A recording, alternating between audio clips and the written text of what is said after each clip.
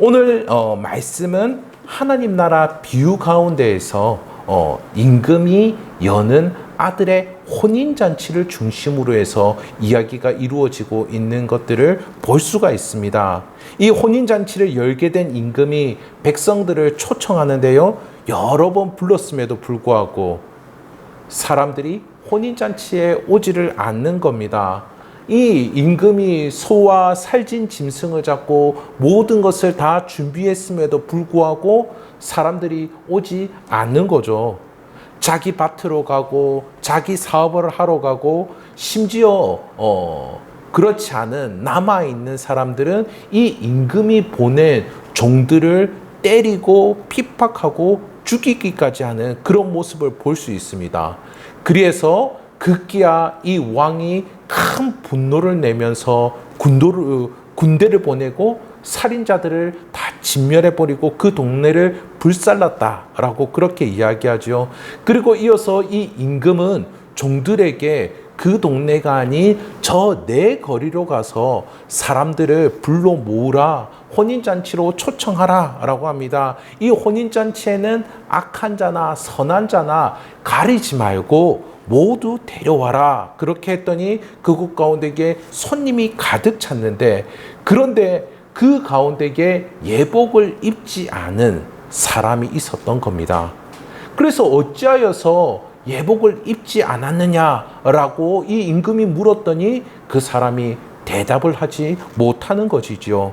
그리고 그 사람은 손발이 묶여 바깥 어두운 데에 내던지어지게 되는 그러한 이야기입니다. 이 전체적인 이 이야기를 쭉 보면요, 이 2000년 전에 유대 문화의 배경이 되는 내용이 참으로 많이 나오고 있는 것들을 볼 수가 있는데요, 이런 문화적인 요소들을 하나하나 살펴보면서 그 가운데에 하나님께서 우리에게 전달하시고자 하는 그 말씀이 무엇인지 그 의미를 알아가 보는 시간을 갖도록 하겠습니다.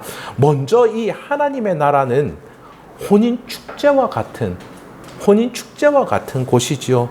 그리고 이 하나님의 나라는 누구나 초청을 받는 곳입니다.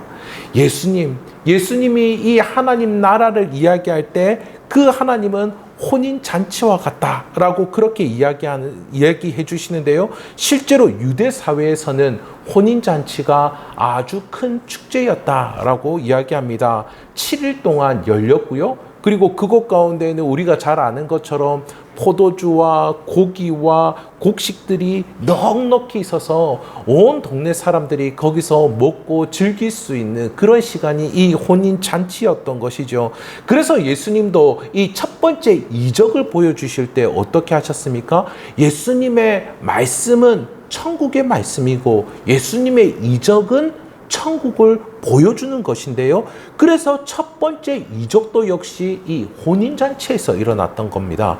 혼인잔치에 물이 떨어졌을 때 그 물을 무엇으로 바꿨죠? 포도주로 바꿔주셨지 않습니까? 그래서 그 혼인잔치가 기쁨을 계속해서 이어갈 수 있도록 해주신 분이 바로 우리 예수님입니다. 천국은 이렇게 기쁨이 가득한 곳임을 우리에게 말씀해주고 있습니다. 하지만 많은 사람들에게 오해가 있는 것 같습니다. 신앙생활을 하게 되면 이런 천국의 혼인잔치와 같은 기쁨이 있는 것이 아니고 경직된 그 삶을 살지 않을까, 그런 생각을 하는 분들이 종종 계시는데요. 제가 그랬습니다. 저는 대학 시절에 굉장히 술고래였고요. 술 마시는 것들을 좋아했고, 그리고 유흥거리 즐기는 것을 아주 즐겨했습니다. 그러던 중에 이 예수님을 믿게 된 것이죠. 하나님의 정말 크신 은혜인 줄 믿습니다. 제가 있던 그 공동체에서는 함께 생활하는 그러한 이 공동체가 있었는데 미션홈이라 부르는 곳이었습니다. 거기서 함께 먹고 자고 씻고 빨래도 하고 청소도 하고, 그것뿐만 아니라 기본적인 그 신앙생활들, 성경 읽고 큐티하고 기도하는 그런 함께 그런 생활을 하는 곳에서 지내게 되었는데요, 이것에 들어가겠다고 생각을 했을 때 많은 분들이 권면하고 추천했는데 제 마음에 이런 겁니다. 아, 성경을 읽고 기도하고 큐티하는 거 이거 너무 좋은데 이러면은 정말 하나님과 정말 친하게 지낼 수 있을 것 같은데, 근데 제 마음 가운데 이게 한 가지 걸리는 것이 있었습니다. 그것이 무엇이었냐면은 내가 이전까지 즐겨왔던 그 주님과 내가 이전까지 즐겨왔던 그 유흥거리들, 그것을 내가 원하는 시간에 내 마음대로 충분히 하지 못하는 것, 그것 때문에 걱정이 되는 겁니다. 그런데 하지만 웬걸요? 제 인생에서 둘째 가면 서러울 만큼의 이 즐거운 시간이 바로 그때였습니다. 함께 먹고 자고 또 청소도 하고 빨래를 하는데 정말 깊은 우정을 경험할 수 있는 시간이었는데요. 그리고 그 무엇보다도 그 시간을 통하여서 함께 기도하고 또 말씀을 보면서 하나님이 정말로 살아 계시는구나. 하나님이 정말 우리와 함께하고 계시는구나. 하나님이 우리의 삶 가운데에 역사하시는구나 라고 하는 것들을 참으로 많이 경험하고 하나님을 알아갈 수 있는 시간이었습니다. 제 아내도 대학 시절에 자매들과 함께 지내는 그 미션홈에 있었는데요. 그래서 저희는 결혼하고 나서 신혼 때 제 아내가 이런 이야기를 하더라고요. 우리 결혼하고 미션홈에서 지내는 것 같아요. 그 이야기를 하더라고요. 둘이서 얼마나 웃었는지 모릅니다. 결혼이 그 생활의 연장선이었던 것이죠. 하나님을 왕으로 모시고 우리 주님 안에 살아가는 그 삶은 바로 하나님 나라를 사는 것입니다.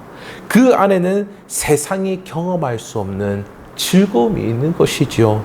온전하지 않다 할지라도 지금도 믿음의 그 공동체, 믿음의 가정, 그리고 믿음의 그 교회 안에서 이 기쁨을 경험할 수가 있습니다. 이와 같은 은혜를 두세 사람이 모인 곳 가운데에 풍성하게 경험하실 수 있는 저와 성도님들 되시기를 우리 주님의 이름으로 축복합니다. 이렇게 혼인잔치를 베풀면서 주변에 많은 사람들을 초청하고 있는 모습을 볼 수 있는데요. 지금은 그 초청장을 우편으로도 보낼 수 있고, 그리고 간단히 SNS로도 보낼 수 있지 않습니까? 하지만 당시에는 집의 종들이 일일이 사람들의 집에 찾아가서 혼인잔치가 언제 있습니다. 그리고 그때 와주십시오. 그런 것들을 알렸습니다. 그러니 오늘의 말씀을 보면은 임금은 적어도 3번 이상 사람들을 초대했음을 우리는 알 수가 있는데요. 3절에 보면은 그 청한 사람들을 혼인잔치에 오라 하였더니 라고 이야기하고 있습니다. 그러니까 이미 요청을 한 상태였죠. 이미 초청을 한 상태에서 또 그 청한 사람들에게 혼인잔치에 오라, 그렇게 이야기를 했던 것입니다. 그리고 음식을 모두 다 준비하고 나서도 또 사람을 초청했다, 그렇게 4절의 이야기를 하고 있죠. 당대에는 이런 혼인잔치가 있을 때에 늘 사람을 2번 초청하는 것이 관습이었습니다.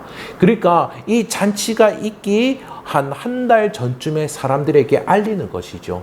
그때 초청을 하는 것입니다.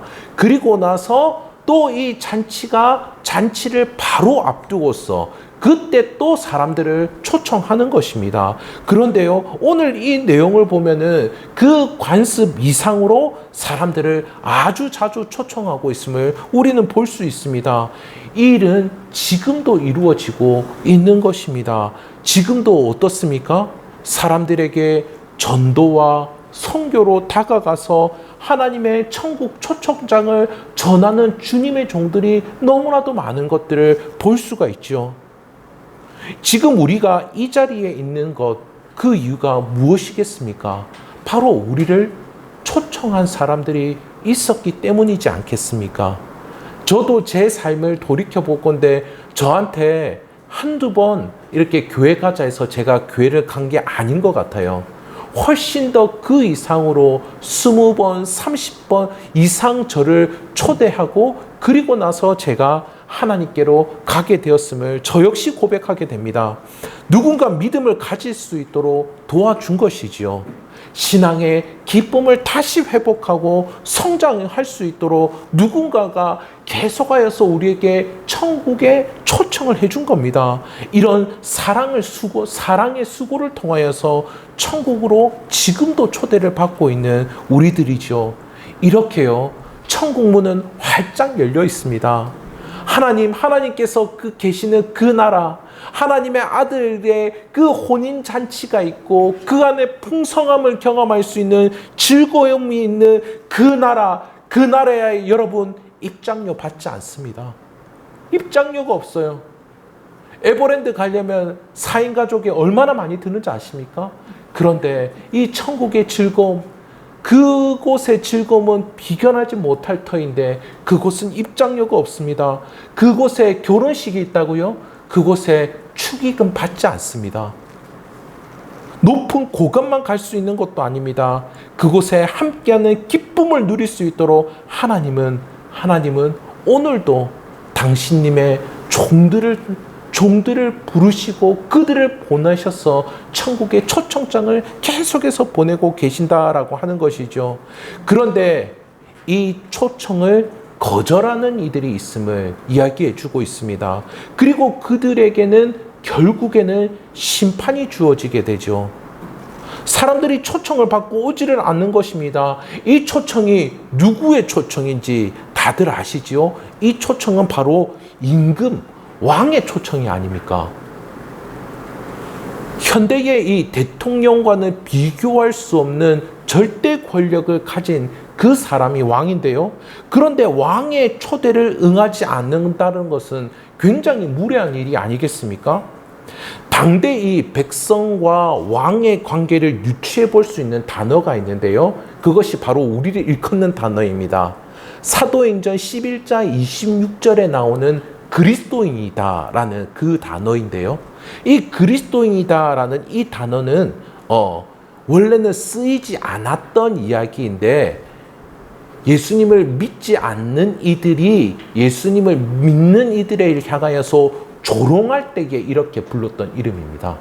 그러니까 지금으로 보자면 소위 예수쟁이라고 불렀던 그 이름이 바로 그리스도인인데요.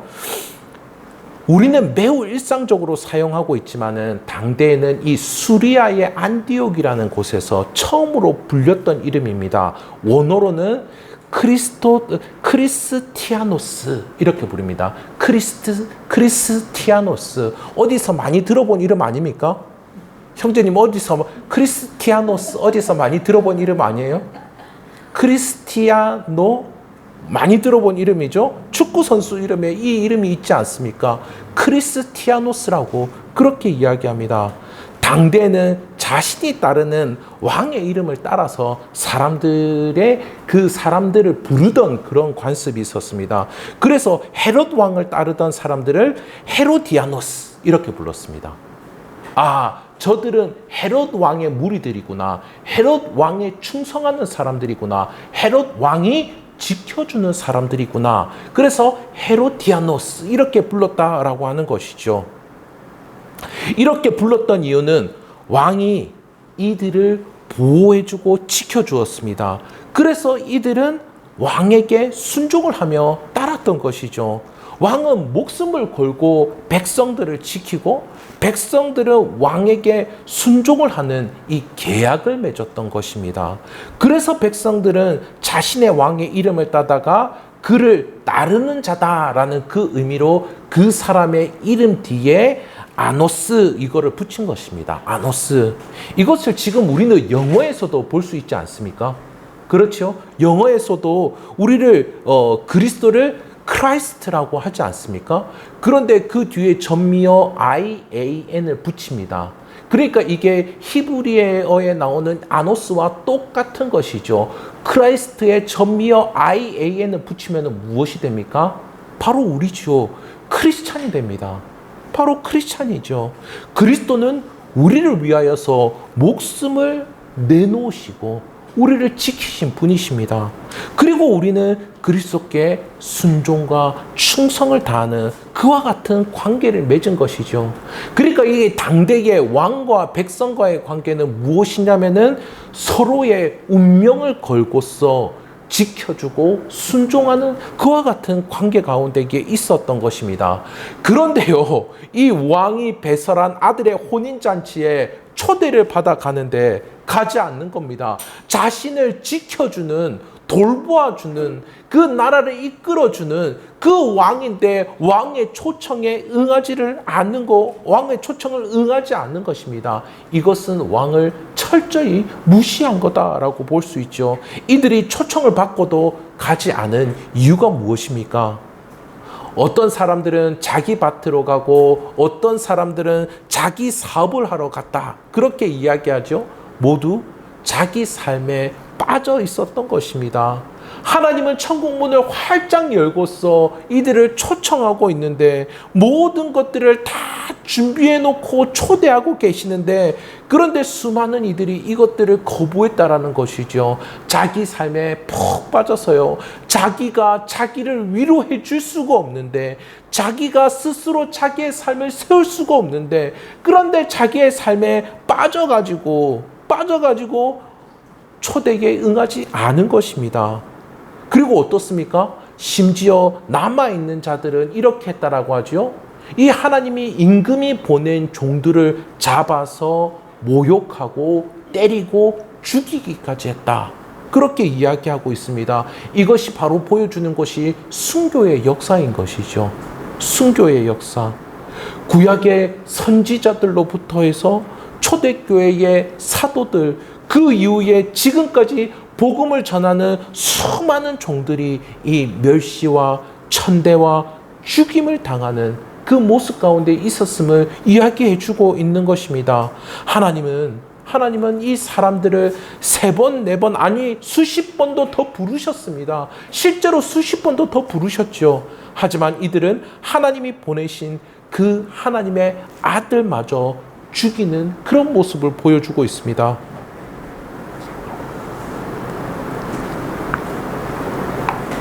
하나님은 이들에 대해 오랫동안 참으셨던 것이죠. 지금 이 내용은 어떻게 보면은 대제사장과 바리새인들에게 하고 있으니 1차적으로는 이스라엘 사람들에게 대해서 오랫동안 참아 오신 것입니다. 이스라엘이 하나님을 떠나 범죄할 때에도 하나님은 그들을 멸살시키지 아니하시고 그들을 기다려 주셨습니다. 이스라엘은 자신의 욕망대로 살면서 하나님의 이름을 망령되이 여기는 그런 일들을 한다 할지라도 하나님은 그들을 버리지 아니하셨습니다. 지금도 역시 수많은 이들 그들은 하나님께서 참고 계심을 알지 못하고 있습니다. 자기 욕망대로 살면서도 별 문제가 없다라고 그렇게 느끼죠. 굳이 하나님을 믿어야 할 필요가 있는가, 그렇게 이야기를 합니다. 하지만요, 운명의 모래시계가 바뀔 때가 있습니다. 7절에 이렇게 이야기하죠. 임금이 노하여 군대를 보내어 그 살인하는 자들을 진멸하고 그 동네를 불사르고. 어떻습니까? 이 이스라엘 사람들은 그 당대 실제로 세례 요한을 죽이지 않았습니까?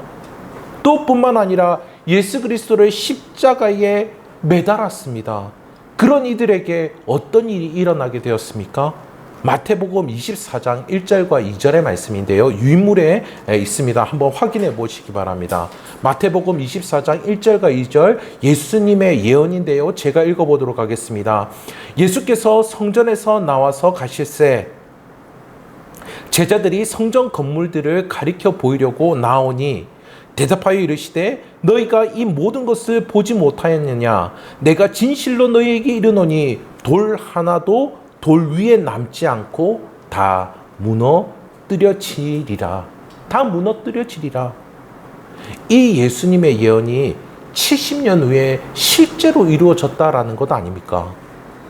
AD 70년에 로마가 침공을 해가지고 예루살렘 성전이 실제로 돌 하나가 돌 위에 남아있지 않을 정도로 모두 다 무너진 그런 사건입니다.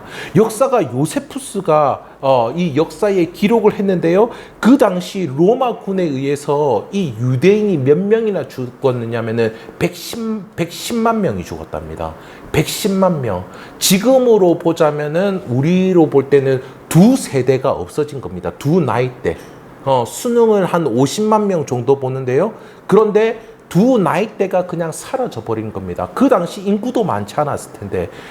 그 당시 예루살렘 인구가 100만 명이 안 됐다 그러거든요. 근데 이게 무엇이냐면은 이 유대인들이 이집트에 살고 바벨론에 살던 유대인들이 이 하나님께 예배하러 모인 이 성전에서 함께 모여서 몰살을 당한 것입니다.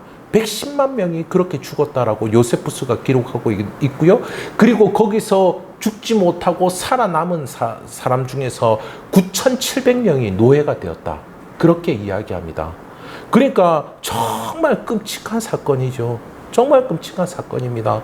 성전에 돌 하나가 돌 위에 남아있지 않을 정도로 무너졌다라고 하는 그 말인 즉슨 이들이 얼마나 하나님을 배반하고 따르지 않았는지, 초청 가운데 응하지 않았는지 그것들을 볼 수 있는 그 증표인 것이죠. 하나님께서 참으셨던 이 모래시계의 모래알들이 참으셨던 모래알들이 하나 쌓이다가 나중에는 이 모래시계가 확 돌아가는 겁니다. 이제는 심판대가 된 것이죠. 우리나라의 선교사들이 그런데 이 심판은 단지 우리의 마지막 때에 있을 일이 아니고 실제로 우리의 삶의 현장에서도 경험할 수 있습니다.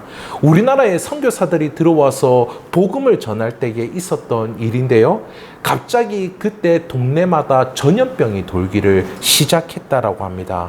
그런데 그때 마침 미국에서 이 페니실린이라는 그 항생제를 개발을 했는데요. 이 항생제가 상품화되어서 미국에서 이게 널리 퍼지고 있었습니다. 그리고 이 선교사님들이 풍토병을 이겨내기 위해서 미국에서 보내온 이 페니실린들을 다들 가지고 계셨는데요. 그래서 이 한 가정의 농부가 이 선교사를 찾아와서 우리 집이 이 전염병에 걸렸으니 좋은 약을 좀 우리에게 팔아달라고, 좀 우리가 사겠다고, 팔라고 그렇게 찾아온 것입니다. 이 선교사님은 페니실린을 주면서 이 약은 최근에 발명되고 발견된 약이라서 너무 좋은 항생제라고 그러면서 병이 나을 거라며 이 농부에게 줬습니다. 이 농부는 아주 비쌀 것이라고 생각하면서 이 값이 얼마냐고 선교사님한테 물어봤는데 선교사님이 이 돈을 받겠습니까? 안 받죠. 자기가 선교지에 나와가지고 있는 그 사람이 약을 달라는데 그래서 그냥 줬다고 합니다. 그런데요, 이 농부가 집으로 돌아가는 길에 이 너무 미심쩍은 겁니다. 의심쩍은 거죠. 아주 좋은 약이라고 한다면은 공짜로 줄 수 있을까? 무료로 줄 수 있을까? 이 생각을 하다가 이 선교사님이 준 페니실린을 이 농부가 땅에다가 탁 버리고 발로 짓밟아 버렸다라고 합니다. 어떻게 됐을까요? 농부의 가족들 가운데에 전염병으로 죽은 사람이 아주 많았다라고 합니다. 결국 이 농부 가정의 그 모습이 바로 이 초청을 거부했을 때에 일어나는 일과 마찬가지인 것이죠. 하나님의 나라를 이렇게 값없이 주시는데 그것을 거부했을 때의 결과는 참으로 참담한 것입니다. 그러나 어떻습니까? 택함을 입은 자는 예수 그리스도로 옷 입고 열매를 맺는 삶을 살아가게 됩니다. 이 임금은 종들을 내거리로 나가 사람을 만나는 대로 데려오라 라고 그렇게 이르시죠. 이 종들은 자신이 보면서 이렇게 악한 자, 선한 자, 임금이 명한 대로 다 데리고 왔는데 그들은 악한 자와 선한 자를 구분하고 있었음을 알 수가 있습니다. 그러니까 이렇게 기록을 한 것이죠. 이 혼인잔치에 손님들이 가득하게 있게 되었는데, 그런데요, 여기서 볼 때 어떻습니까? 이 혼인잔치는 악한 자나 선한 자나 구분 없이 하나님은 모두 다 맞아주신다라는 것입니다. 천국은 그와 같은 곳이다라는 것이죠. 사람들은 구분을 지으려고 하지 않습니까? 그런데 하나님은 그렇지 않다라고 하는 것입니다. 우리 교회에 어떤 분들이 오시면 좋을 것 같습니까? 예, 저희 지금 이 교회에 어떤 분들이 오시면 좋을 것 같습니까? 젊은 중산층에 웬만큼 배우고 사회생활하는데도 인성에 별 무리가 없는 사람들이 오면 좋을 것 같습니까? 어떻습니까? 그런 분들이 오시면 가정도 있고 막 애들도 있고, 그래서 또 막 성격도 좋아가지고 전도도 잘하고, 그런 사람들이 왠지 신앙 공동체에 잘 맞을 것 같지 않으세요? 어떠십니까? 그런데요, 현재 우리나라 교회에 30, 40대의 가정에 있는 분들의 신앙생활이 가장 저조합니다. 그들의 신앙생활이 가장 저조해요. 그들이 초청을 받지 않았을까요? 아니요. 그들 지금 앉아있는 어린이들보다 훨씬 더 초청을 많이 받았을 것입니다. 그런데요, 그들이 교회 출석률도 최고 낮습니다. 그리고 교회를 출석한다 할지라도 그 사람이 천국을 경험하고 있는지 그렇지 않은지 알 수는 없겠죠. 알곡과 가라지는 우리로서는 알 수가 없습니다. 마지막 날에 하나님께서 구분하실 것입니다. 가라지 같은 사람이 은혜를 받고 정말 내용이 튼실한 알곡 같은 사람이 되는 그런 분들도 봤고요. 저는 정말 알곡이라고 믿었던 사람인데 웬걸요, 하나님과 아무런 상관없이 지금은 가라지처럼 그렇게 지내고 있는 분들도 많이 보았습니다. 사람의 판단으로 사람을 보아서는 안 될 것입니다.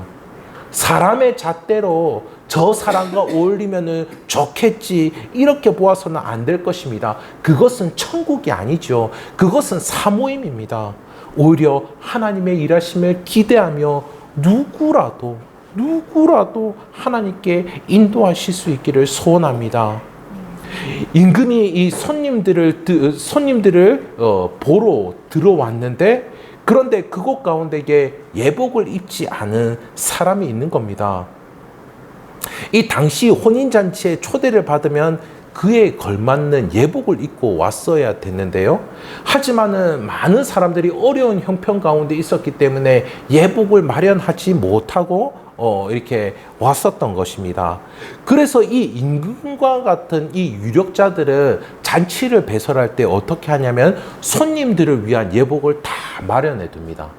그러니까 이 잔치에 들어오기 전에 문 앞에서 사람들이 자신의 누추한 옷을 벗고서 임금이 마련해둔 멋지고 예쁜 옷을 고르고 골라서 입을 수 있는 것이 바로 이 예복이었었던 것이죠. 그렇게 예복을 입고 혼인잔치에 걸맞게, 이 잔치에 합당하게 맵시를 내면서 이 잔치에 들어왔던 것입니다. 그런데 어떤 사람은 이 예복을 입지 않았던 것이죠. 그는 혼인잔치에 왔지만은 어떻습니까? 임금이 준비한 이 혼인잔치를 귀하게 생각하지 않았던 것입니다. 그냥 자신의 그 모습 그냥 왔던 것입니다. 그렇다면 여기서 예복은 무엇일까요? 예복은 갈라디아서 3장 27절의 말씀, 유인물에 있는데요. 갈라디아서 3장 27절의 말씀 우리 다 함께 읽어보도록 하겠습니다. 누구든지 그리스도와 합하기 위하여 세례를 받은 자는 그리스도로 옷 입었느니라. 아멘. 이 예복은 그리스도로 옷 입는 것을 말씀하고 있습니다. 저는 이 첫 사역지를 부천에 있는 가톨릭대에서 했는데요. 그곳에 가면요, 신부도 있고 수녀도 있습니다. 제가 어떤 사람이 신부인지, 어떤 사람이 수녀인지, 어떤 사람이 그냥 일반 교수고 학생인지, 그것 가운데에서 그 신부와 수녀를 알아볼 수 있는 그 이유가 무엇이겠습니까? 어떻게 알아볼 수가 있죠? 그 사람들이 다 옷을 입고 있지 않습니까? 그들이 다 신부복을 입고 있고 수녀복을 입고 있기 때문에 그래서 학생들이 그들을 찾아가서 상담도 하고 그들에게 신앙 강의를 듣는 그런 모습도 볼 수 있었습니다. 그때 저는 이런 생각을 했습니다. 나는 기독교 사역자인데, 나는 예수 그리스도로 옷을 입은 사람인데, 그렇다면 나는 예수 그리스도로 옷 입었다는 것을 어떻게 보일 수 있을까? 이런 생각을 했습니다. 당시 저는 너무 어린 사역자였기 때문에 할 수 있는 것들이 별로 없었는데요. 그래서 저는 이 학교 교문 앞에 있는 나무 밑에서 늘 학교를 들어갈 때마다 그 학교 교문 앞에 큰 나무가 있는데 그 나무 밑에서 그 학교 학생들을 위해서 기도를 했습니다. 그들이 하나님을 진정으로 만날 수 있도록, 예수 그리스도를 영접할 수 있도록 기도를 했고요. 그리고 만나는 학생들에게 간식도 사주고 고민도 들어주면서 그렇게 사역을 했었습니다. 그런데요, 어느샌가 저도 모르게 하나님께서 이 학생들의 삶을 계획하시고 이 학생들의 삶 가운데에 역사하시고 이 학생들을 축복하려고 하시는구나 라는 것이 믿어지기가 시작하는 겁니다. 그것이 믿어지더라니까요. 참으로 그때 말도 안 듣고 도망도 가고 그런 친구도 많았는데, 정말 그런 친구도 많았는데 하나님께서 그 친구들을 향한 계획과 그 사랑을 저에게 믿게 하시더라고요. 그런 역사하신다라는 믿음이 있으니까 저 역시 마음을 다해서 사역을 할 수 있었습니다. 이렇게 그리스도로 옷 입게 되면요, 구별되고 열매 맺는 삶을 살아가게 됩니다. 우리 골로새서 3장 9절과 10절의 말씀 함께 보도록 하겠습니다. 제가 9절, 여러분 10절 읽어주시기 바랍니다. 너희가 서로 거짓말을 하지 말라. 옛사람과 그 행위를 벗어버리고 새 세상의 말씀이 이는 자기를 창조하신 이의 형상을 따라 지식과 새롭게 하시는 분이 찾아라. 아멘. 옛사람과 그 행위를 벗어버리고 새 사람을 입게 되는 그 놀라운 삶을 살아가게 됩니다. 새 사람의 말, 새 사람의 표정, 새 사람의 행동을 하게 되는 것이죠. 이렇게 예수 그리스도로 옷 입은 사람은 그 옷에 걸맞게 살아가게 되는 것입니다.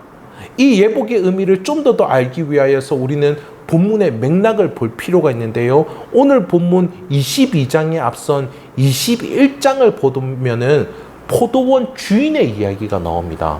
포도원 주인이 농부들에게 새로 주고 타국으로 떠난 그런 이야기였는데요. 그 주인이 열매 거둘 때가 되어서 열매를 받으려고 주인의 종들을 농부에게 보냅니다. 그런데 그 농부들이 어떻게 하냐면은 이 종들을 잡아 때리고 죽이지요. 오늘 본문과 굉장히 비슷한 이야기입니다. 주인이 나중에는 그 아들을 보냈더니 세상의 농부들이 그 아들도 두려워하지 아니하고 그 상속자라며, 오히려 상속자라며 죽여버립니다. 이 당대 예수님을 거절하던 대제사장 바리새인들을 두고 이야기하고 있는 것이죠. 이 이야기 이후에 예수님께서 이렇게 말씀하십니다. 마태복음 21장 43절인데요. 마태복음 21장 43절의 말씀, 한 구절의 말씀인데 다 함께 읽어보도록 하겠습니다. 그러므로 내가 너희에게 이르노니 하나님의 나라를 너희는 빼앗기고 그 나라의 열매 맺는 백성이 받으리라. 아멘. 자신들을 하나님의 백성이라 믿고 있었던 대제사장과 바리새인이죠. 그들은 하나님의 나라를 빼앗길 것이라 라고 말씀하고 있습니다. 대신 이방인들이 열매를 맺을 것이다 말씀해 주시죠. 그러니 오늘 말씀과 더불어 이 의미, 예복의 의미를 이야기하자면은 바로 이런 것입니다. 예수 그리스도로 옷 입은 사람은 그 옷에 합당한 열매를 맺는다. 그 옷에 합당한 생활을 한다라고 하는 것입니다. 예수 그리스도로 옷 입은 사람은 구원받은 자답게 행동한다라고 하는 것입니다. 이렇게 그리스도를 옷 입은 자는 그리스도를 닮은 열매를 맺습니다. 그리스도의 성품을 담는 열매, 그리스도의 행하심을 따르는 열매를 맺는 것이죠. 그리스도의 이미테이션이 되는 것입니다. 그리스도의 팔로우가 되는 것입니다. 이 열매 맺는 삶을 통하여서 생명 있는 신앙을 가지고 있는지 확인해 보시기를 소원합니다. 포도나무 가지 비유를 너무나도 잘 아시지 않습니까? 포도나무에 가지가 제대로 붙어 있는지 보려면은 무엇을 보면 알 수가 있습니까? 포도나무에 가지가 제대로 붙어 있는지 알려면 무엇을 보면 알 수 있습니까? 열매를 보면 알 수 있습니다. 포도 열매를 맺는다라고 하면은 그 가지가 나무에 제대로 붙어 있는 거지 않겠습니까? 이렇게 성품의 열매, 행함의 열매가 없다라고 한다면은 그 사람은 신앙의 매너리즘에 빠지게 되고 말 것입니다. 내가 그리스도인인데 내가 이 세상 사람들과 뭔가 다른 모습을 보이지 않는 것에 대해서 안타까워하지 않는다라고 한다면은 우리는 우리의 모습을 점검해 봐야 되는 것이죠. 새롭게 되지 않는 신앙은 말라버린 가지와 같은 것입니다. 열매 맺지 못하는 가지와 같은 것이죠. 삶의 열매를 확인하시며 주님과의 관계를 점검해 보시기를 소원합니다. 예, 그러면 이제 제가 겪었던 일화 하나 말씀드리고 오늘 말씀을 맺도록 하겠습니다. 이전에 함께 있던 공동체에서 참으로 성령 충만한 학생이 한 명 있었는데요. 원래는 이 친구가 신앙생활을 거의 하지 않았던 모태신앙이었습니다. 그런데요, 저희 공동체에 놀러 왔다가 사람들에게 코가 낀 게 아니고요, 예수님께 코가 끼게 된 겁니다. 어느 날 캠퍼스에서 행사가 있어서 저희 공동체가 그 전체 주관하는 그 학생에게 초청을 받아가지고 이렇게 나갔는데, 그런데요, 기독 동아리가 할 수 있는 게 뭐가 있겠습니까? 사람들 앞에서 다 판을 벌려놓고 있는데 기독 동아리가 거기서 성경책을 읽을 수 있겠습니까? 거기서 사람들이 있는 다 앞에서 합심 기도를 할 수 있겠습니까? 다른 기독 동아리들은 기껏해야 찬양을 부르는 정도였는데요. 그런데 이 학생이 이야기하는 겁니다. 자기가 하겠다라고 이야기를 하는데요. 귀여운 공룡 복장과 탈을 쓰고서 자기가 캠퍼스에 나가겠다라는 겁니다. 그래서 이 공룡 탈과 복장을 하고서 캠퍼스에 나가서 사람들과 신나게 놀아주면서 복음도 전하겠다라고 하면서 그가 그렇게 하겠다라고 이야기하는 것입니다. 그 친구가 하도 웃기니까 그 당시에는 다들 재밌는 게 좋아가지고 그 친구를 따라서 다 캠퍼스 현장으로 나갔는데요. 정말 그 캠퍼스의 다른 학생들과 함께 한바탕 신나게 놀았던 것 같습니다. 그런데 그 친구가 저한테 그러더라고요. 그때 제가 선교단체 간사였는데, 간사님, 공룡탈을 쓰면요 이상한 마음이 들어요. 제가 막 공룡이 된 것 같아요. 그리고 남들도 저를 공룡으로 생각하는 것 같아요. 이러면서 그 친구 얼굴이 너무 화난 겁니다. 성령 충만도 이런 충만이 있을 수가 있나, 이런 생각이 들 정도로 스데반 집사님이 돌발매제 맞아 그 순교하실 때에 얼굴이 환하게 빛났다라고 하는 게 그런 거이지 않을까, 그런 생각이 들 정도로 그 친구 정말 신나고 재밌게 이렇게 놀면서 전도도 했었던 그런 기억이 있습니다. 그리스도로 옷 입은 자의 모습도 이와 같을 줄 믿습니다. 이처럼 그리스도의 이미테이션이 되고 팔로우가 되시는 저와 성도님들이 되시기를 우리 주님의 이름으로 축복합니다.